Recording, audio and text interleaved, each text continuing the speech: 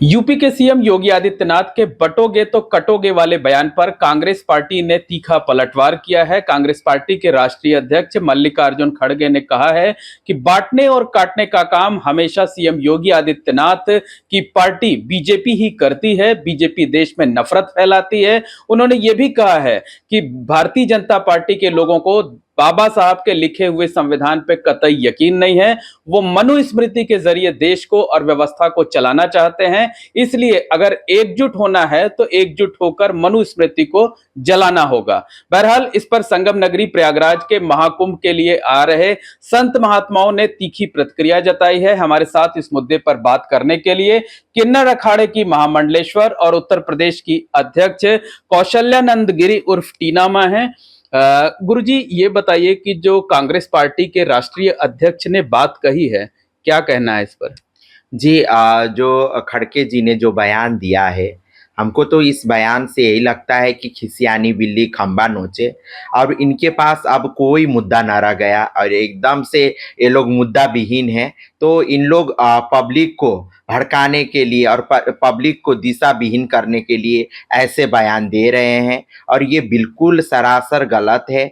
ऐसा कुछ भी नहीं है। भारतीय जनता पार्टी हमेशा ही संविधान को लेके आगे बढ़ा है और संविधान को ही महत्व देती है। तो ऐसे में भारतीय जनता पार्टी का जो छवि है उसको धूमिल करने के लिए इन लोग का पूरा एक प्रोपेगेंडा है, पूरा इन लोग एक षड्यंत्र रचा है। इसमें ये है तो इसी में से निकल के ये ये खड़के जी ने जो मल्लिकार्जुन जो राष्ट्रीय अध्यक्ष हैं कांग्रेस का, तो इन्होंने ये बयान दिया है। तो मैं ये कहना चाहती हूँ, ये दूसरे को कहने से पहले क्यों अपने गिरवान में झांक के नहीं देखते हैं। इन लोग ने क्या किया, जैसे अभी जो इंदिरा गांधी थी, उन्होंने नसबंदी लगाया, कर्फ्यू का जो उन्होंने जो लगाया था कर्फ्यू देश में, तो इमरजेंसी, तो उसको भी तो देखना चाहिए। ये लोग उसमें नहीं देखते। उसमें क्या संविधान खत्म नहीं हुआ था, संविधान को कुचला नहीं गया, वो तो देखते नहीं है। तो वो बहुत बड़ा संविधान को खत्म करने के लिए बहुत बड़ा एक काला दिन था। उस दिन को इन लोग भुला देते हैं। मगर आज इनके पास कोई मुद्दा नहीं है, मुद्दा विहीन है, तो इन लोग भारतीय जनता पार्टी लेकिन कांग्रेस पार्टी ने, विपक्ष ने जिस मुद्दे को उठाया था, जिस जातीय उसकी बात की थी, जातीय आधार पर संविधान खत्म करने की बात कही थी, वो उनका तो लोकसभा चुनाव में बहुत कारगर साबित हुआ था। जी बिल्कुल बिल्कुल, ये हमेशा ही यही करते हैं। मेन इनका काम ही यही है। ये हमेशा ही जातीय में विभाजित करके इन वोट बैंक के, ये राजनीतिक तौर पे वोट बैंक के काम करते हैं कि तुम हमेशा ही समाज को तोड़ने का काम किया भारतीय जनता पार्टी ने।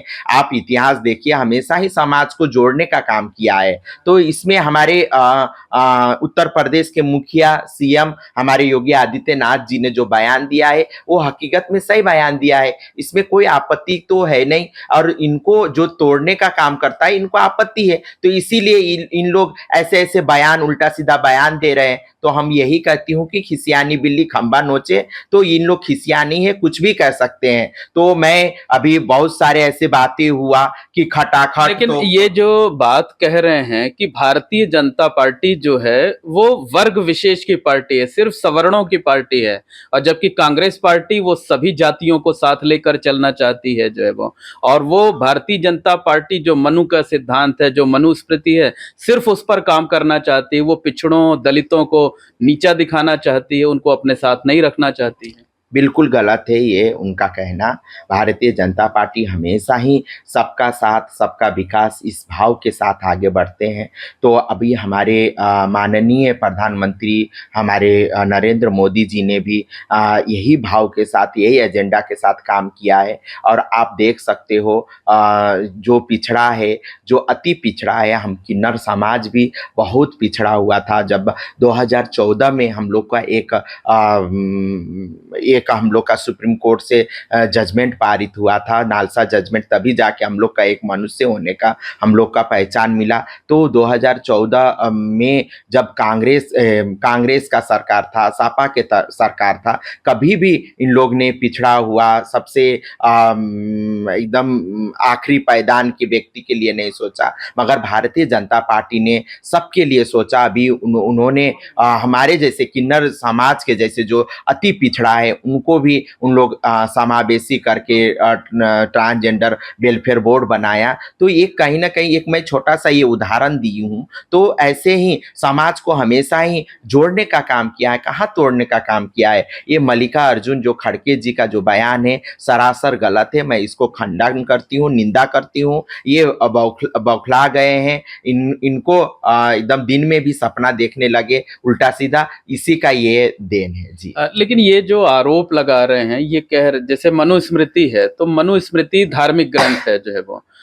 तो इनका ये कहना है कि वो मनुस्मृति जो है, जो मनुवादी व्यवस्था है, वो सिर्फ सवर्णों के लिए है। तो क्या इस तरीके की बात कह के जातियों में बांटना चाहते हैं ये लोग हिंदू समाज को, और ये कहना कि मनुस्मृति को जहां मौका मिले जला देना चाहिए, तो ये क्या अपमान करने वाली बात है?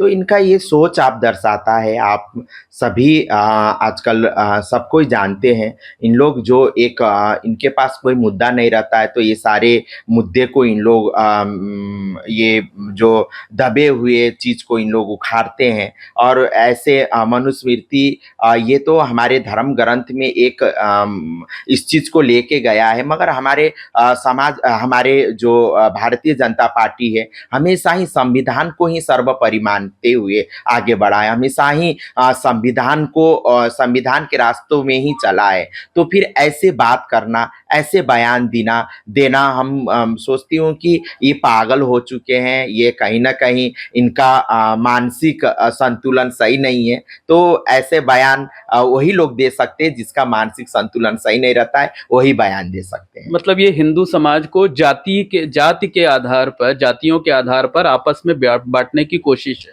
बिल्कुल 100%। अब इन लोग हमेशा, अभी देखिए आप लोग जो लोकसभा के चुनाव आया तभी भी इन लोग का मेन एजेंडा यही था कि सबको बांट के और हम राज करें। तो इनको कहीं ना कहीं उस हद तक सफलता भी मिला है। तो अब जाके जनता जागरूक हो गए हैं, जनता जान चुका है हमारे भारतीय जनता पार्टी क्या कर रहा है और कांग्रेस क्या कर रहा है, समाजवादी पार्टी क्या कर रहा है। इसमें जनता को गंभीरता से विचार कर चुका है। तो अब इनके पास फिर से इनके पास कोई मुद्दा नहीं है, तो इसी मुद्दा को आगे बढ़ाते हुए इन लोग फिर से जनता को बांटने का काम, हिंदू समाज को बांटने का काम कर रहे हैं। तो निश्चित तौर पर कहा जा सकता है कि जो संत महात्मा है वो मल्लिकार्जुन खड़गे के बयान से खासे नाराज हैं। उनका कहना है कि मल्लिकार्जुन खड़गे का ये बयान हिंदू समाज को, सनातन धर्मियों को आपस में बांटने की कोशिश नहीं बल्कि एक साजिश है। इस पर अंकुश लगना चाहिए और मनुस्मृति को जलाने की बात करने वालों के खिलाफ कानूनी कार्रवाई होनी चाहिए।